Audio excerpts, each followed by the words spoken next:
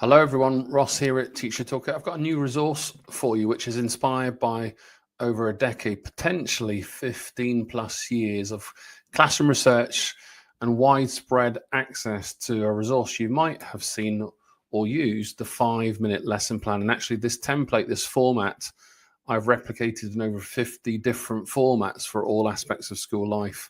A resource here which helps teachers embed retrieval practice with intention, not just repetition. So I'm going to go through this with you, hopefully in 5 minutes, based on all the cognitive science work that I've been reading, designing low-stake retrieval quizzes, strengthening student long-term memory, and helping promote knowledge through varied spaced and retrieval practice. So very, very quickly, I'm just going to click through and show you what the finished product looks like. Here it is here, but I want to go through it step by step with you. So if you can just bear with me for a moment. This isn't about testing students, it's about helping pupils become better learners by making thinking visible and recall habitual.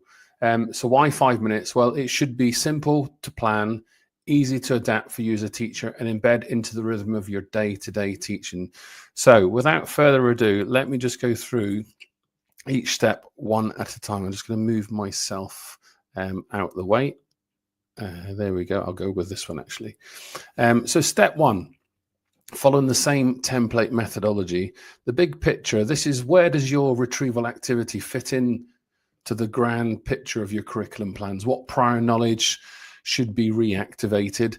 And does this retrieval content in particular blend across topics and domains? So think about interleaving practice, fruit salad, apples, pears, bananas, mix, mix, mix. That's a good way that we can strengthen the schema.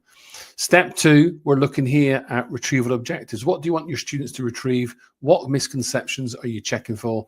And is it spaced, interleaved, or cumulative retrieval? What we mean is this is increasing over a period of time. Step three, that engagement aspect.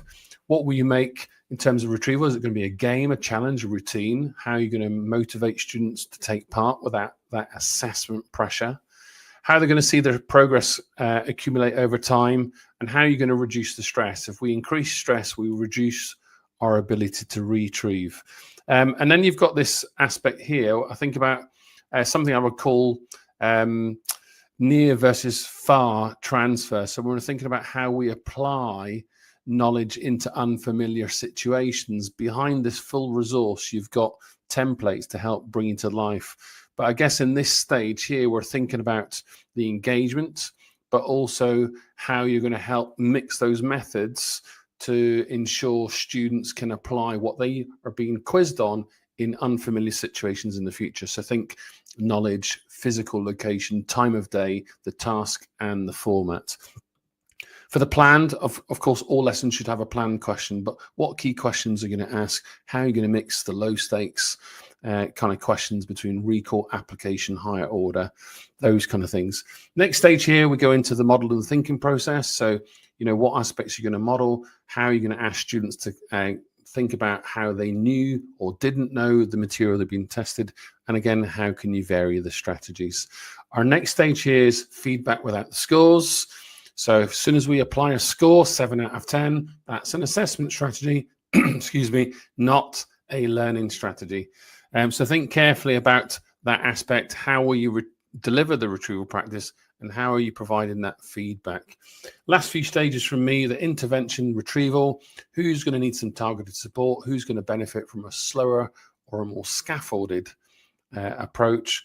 And in step 10 here, your stickability approach, what has got to stick during this phase of the lesson, and what will you, I guess you're thinking about what you're going to retrieve in the future. The very last part for me is that sequence and flow. How long do you have?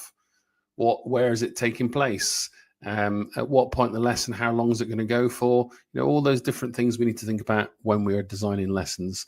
Now, if I come off the slide deck very quickly, you'll just see behind the scenes a few more resources in here and a few more step-by-step instructions that I hope you might find useful. The key message from me is mixing your methods is more likely to boost retention rather than instill some apathy in your students. So I hope you